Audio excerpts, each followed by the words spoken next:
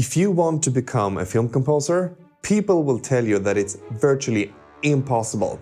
Nobody pays for music, the market is oversaturated, and you would need a degree just to have a chance at a job. The problem is, most of that is totally wrong and false. In this video, I'm gonna break down 5 myths about working in film scoring that's holding you back right now and tell you what's true and not true about this job.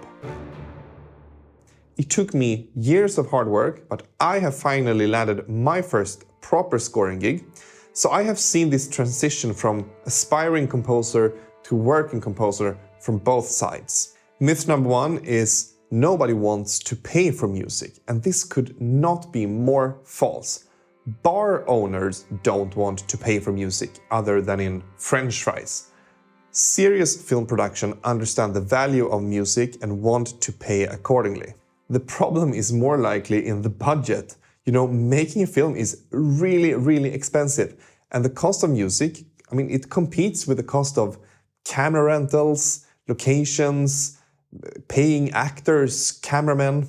And that's why you need to be really good at accommodate a budget. Work on solutions to get the score there. Most projects are not huge, orchestral, live recorded, all those luxury things. And the good news is, you could actually be sitting on some money right now without even knowing it. If you are in Europe, there are film funds everywhere. There are regional film offices, there are national film offices, there are different sort of cultural grants, and many of them are distributed according to location. A film production could potentially receive support with the promise of spending the money on a composer in your region. If you know how to attract that kind of money, you can become really valuable to film productions. There is no need to convince a filmmaker that music has value. The skill is to make something that fits the budget. Myth number 2 is that you would need a degree to work in film music. I have a master's degree in film scoring, and let me tell you, no one has ever asked to see it. Everything you need to know from a technical perspective, that's available online. But what I learned in my master's program was to work on a deadline, to work under the supervision of an experienced, industry-leading composer, and maybe most importantly, to build networks. A film or music school or conservatory, they don't just teach you the skills, they force you into collaborations and force you to work on a deadline. Not showing up and not delivering, that's not an option at all, just like in real life. The networks I built when I was in school, that is what eventually gave me my first real scoring job. Myth number 3, composers need to be able to read sheet music. And this is true and false. Let's break it down.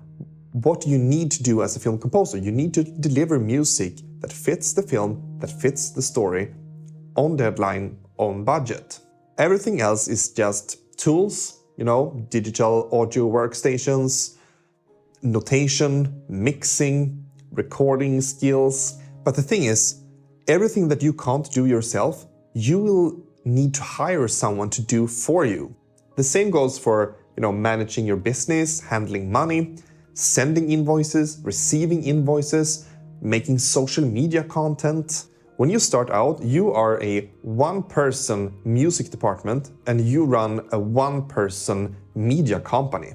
So while it's not necessary to know all of those skills, reading sheet music included, I would really recommend getting a basic knowledge on everything that goes into making film music, so you don't break the bank by needing to hire subcontractors. Myth number 4, better mockups will lead you to more jobs.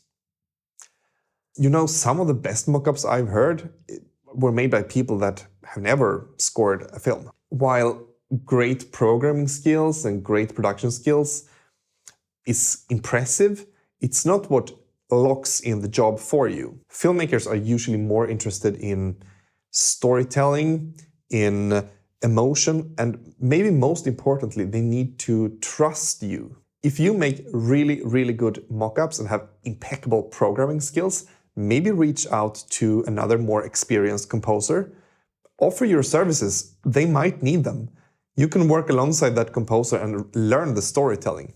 Myth number 5 is the market is oversaturated. And I hear this all the time, and it just suggests something that is not true. If this were true, nobody new would ever get hired, and the industry would be like a game of musical chairs, but all of the seats have since long been taken. And this is just not the case. If you go to filmmusicreporter.com and you can read the different scoring announcements, you will see new names every week.